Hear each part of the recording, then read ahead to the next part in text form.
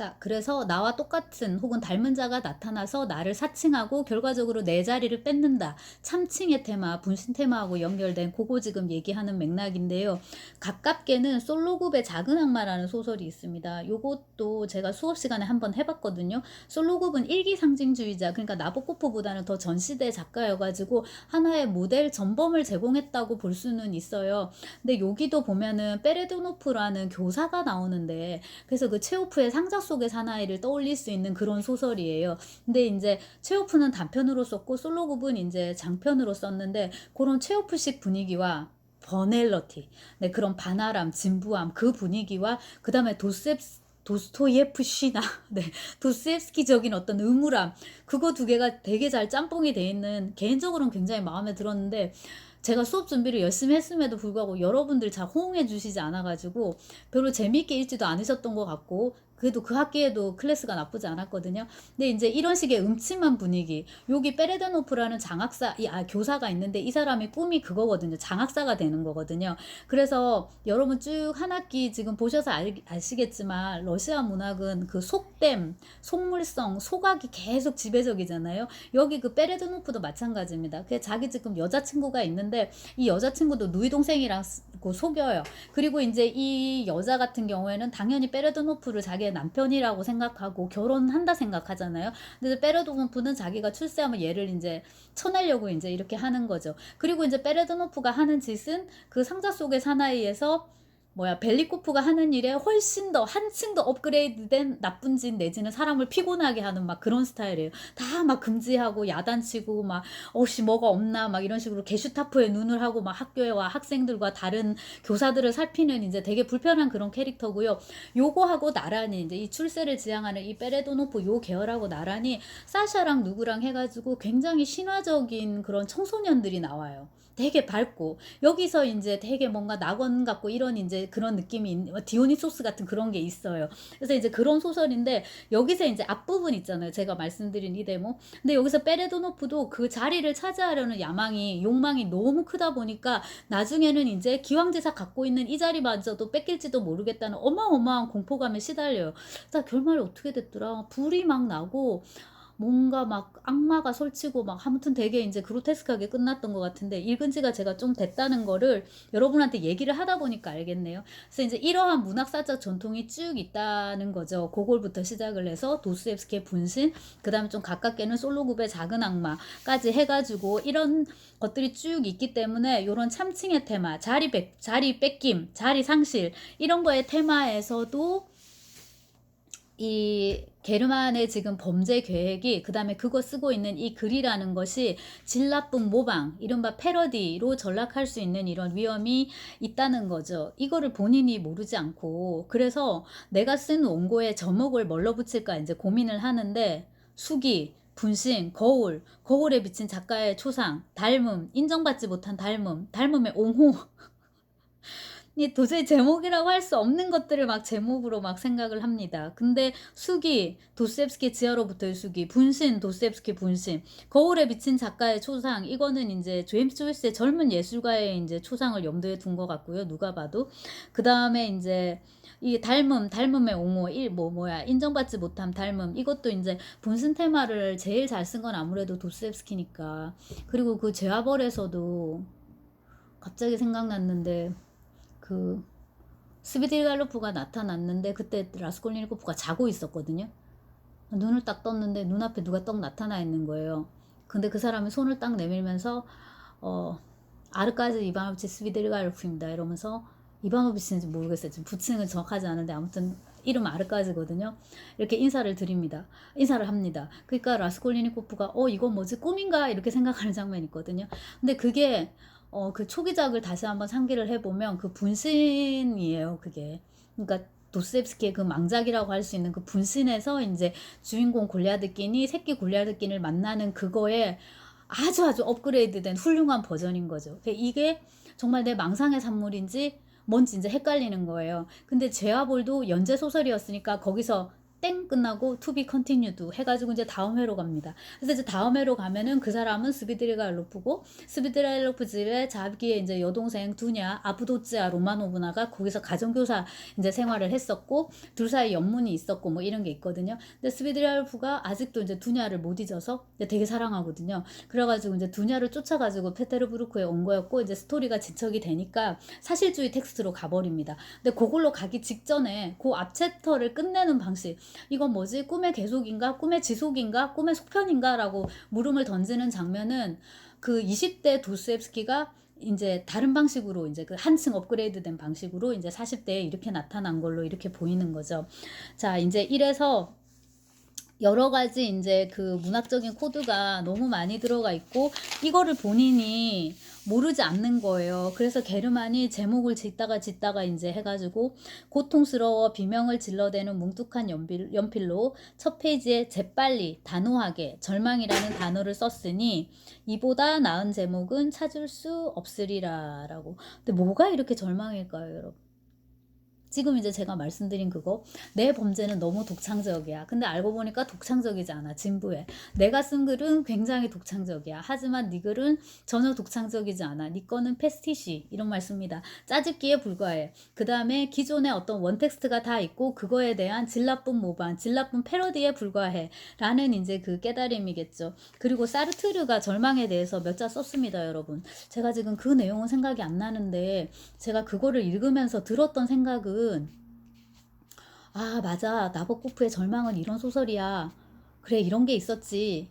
라는 생각을 하기보다는 사르트르는 정말 부지런했구나. 사르트르는 이게 아까 1930 몇 년이었죠. 6년이었나 7년이었나 이렇잖아요.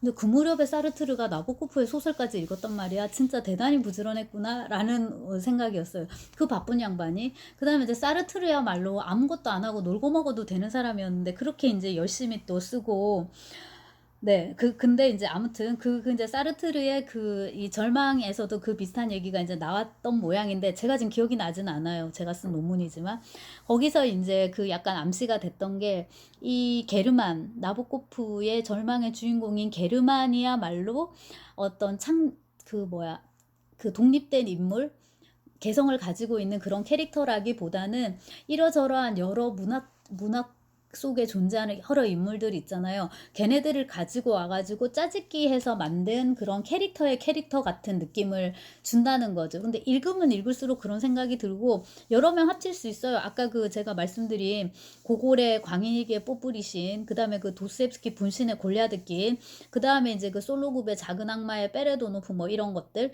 그래서 자기는 굉장히 독창적인 일을 하고 있고 자기는 굉장히 독창적인 캐릭터라고 생각을 하지만 실제로는 뭐라는 겁니까?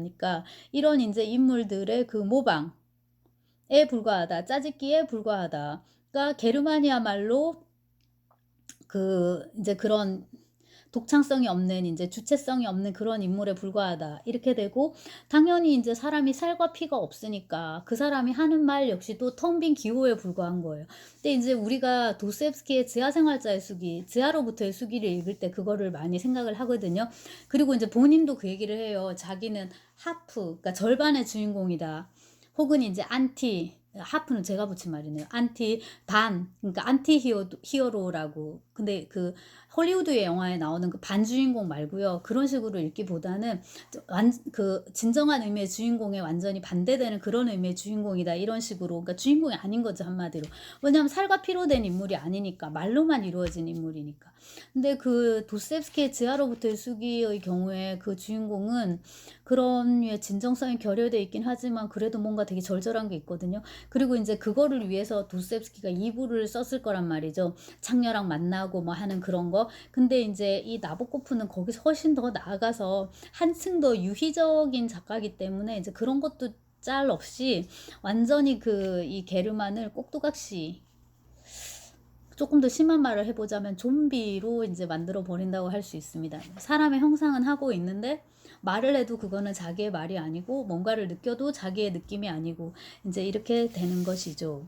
자, 이제 바깥으로 나와서 나보코프하고 이제 이 게르만을 좀 연결을 시켜갖고 이 글쓰기 자체로 한번 생각을 해보면은 이게 수기의 형식을 취하고 있습니다. 일기의 형식을 취하고 있는데 어쩌면 이거는 가장 저급한 문학 형식이다라고 게르만 자신이 이제 이렇게 말을 하고 있고요.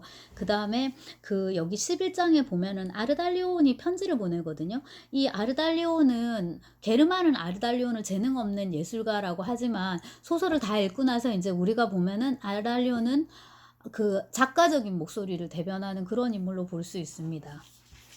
그래서 이런 피투성의 혼란상과 역겨운 비밀, 의물한 도세프 씨나 이런 걸 다 때려치우라고 이제 이렇게 말을 하고, 사람을 죽이고 적당한 옷을 입히는 것으로는 어림도 없습니다. 또 하나의 디테일, 바로 닮음이 필요한데, 이 지금 얘 누구야? 이 사람이 해놓은, 즉 게르만이 한 이 짓거리에는 바로 닮음이 필요한데 세상에 서로 닮은 사람은 없고 있을 수도 없어요. 당신이 아무리 잘 변장시켜도 신사양반, 보험사를 갖고 노는 그런 수법들은 옛날 옛적부터 알려진 것입니다. 나라면 심지어 이건 날림에다가 오래전부터 염증을 불러일으키는 진부하기 짝이 없는 것이라고 말할 것입니다. 라고 얘기를 합니다. 그래서 그 아르달리온이 그림 그리는 장면이 있는데 그거에 대해서 이제 이 게르만하고 아르달리온이 대화를 나누거든요. 근데 거기서 그 닮음 이런 거에 대해서 얘기를 하는데요. 다름과 닮음. 게르만은 계속 닮음에 집착을 해요. 근데 아르달리온은 계속 다름의 차이에 집중을 합니다. 그러니까 이제 얼굴을 이렇게 그리는데 당신 얼굴을 잘 못 그리겠다. 그럼 내 얼굴이 너무 특이하다는 건가요? 그랬더니 이제 아르달리온이 모든 얼굴은 유일무이합니다 하고 아르달리온이 딱 잘라 말했다. 요 대목이 있습니다. 제가 한때 이 문장 굉장히 좋아했었거든요. 모든 얼굴은 유일무이합니다. 그러니까 그 부연 설명이 나와요. 아마추어의 눈에는 같음이 보입니다. 닮음이 보여요. 근데 전문가의 눈에는 다름이 보여요. 아마추어들은 다 두루뭉술이로 묶어가지고 비슷하다, 닮았다, 이렇게 크게 이제 봅니다. 근데 이제 전문가들은 들어가서 세부적인 차이를 봐요. 근데 나보코프가 예로 드는 게 그 아르달리온을 통해서 이제 얘기하는 건데, 당신은 일본 사람은 모두 서로 닮았다고 말할 테지요. 세뇨르, 화가는 바로 차이를 본다는 사실을 잊고 있군요. 얘가 지금 이탈리아어를 쓰고 있습니다. 문외한이야말로 닮음을 보지요. 여기 리다가 영화에서 봐 어쩜 우리 가전부 까짜를 저렇게 닮았다 하고 외치는 거하고 똑같습니다. 이렇게. 그래서 이제 처음에 러시아를 가면은 러시아 사람들은 다 비슷비슷하게 생겼다. 체첸 사람도 다 비슷하다. 카프카스 사람, 그러니까 저쪽에 뭐도 다 비슷하다. 저기 뭐 그루지아 사람도 다 비슷하다. 근데 이제 조금씩 살다 보면은 우리가 흔히 백인이라고 부르는 사람들 사이에서 이게 조금씩 다름이 보여요. 그 다음에 이제 러시아에 그 아프리카 쪽 사람들도 많이 유학을 와가지고 있는데 처음에는 다 새카매요. 근데 이제 조금씩 보다 보면은 그 거품의 정도가 다 다른 게 이제 보이는 거죠. 그런 식으로. 그 다음에 이제 그 시골 쪽으로 이렇게 들어가서 사시는 선생님 얘기를 들어보면 처음에는 새소리 하나만 들리는 거예요. 모든 새들은 다 똑같이 울어요. 근데 이제 한 달, 두 달, 석 달 지나갈수록 새 소리가 구분이 되는 거예요. 뻐꾸기 소리가 다르고, 머시기 소리가 다르고, 까치 소리가 다르고, 참새 소리가 다르고. 이건 이제 뭐든지 똑같습니다. 그냥 개, 뭉뚱그려서 개 이렇게만 보다가, 혹은 고양이 이렇게만 보다가 고양이를 좋아하게 되면 샴 고양이, 러시안 블루, 페르시안 블루, 뭐 이집트 마오 이런 식으로 노르웨이 숲 고양이 이렇게 이제 세부적으로 보는 거하고 똑같죠.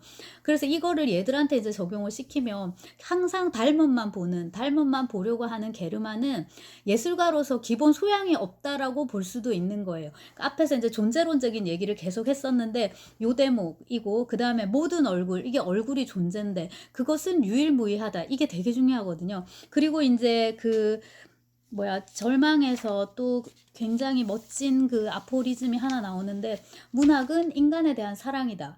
근데 그 문구도 제가 되게 좋아했었는데, 여기서 이제 게르만이 그거를 쓰니까 너무 웃기게 나오는 거예요. 지금 사람 죽여놓고, 그것도 무슨 정말 자기가 그걸 안 먹으면 안 죽이면 안 되는 그런 생계형 범죄도 아니고, 그렇다고 아주 새끈한 그런 미학적 범죄도 아니에요.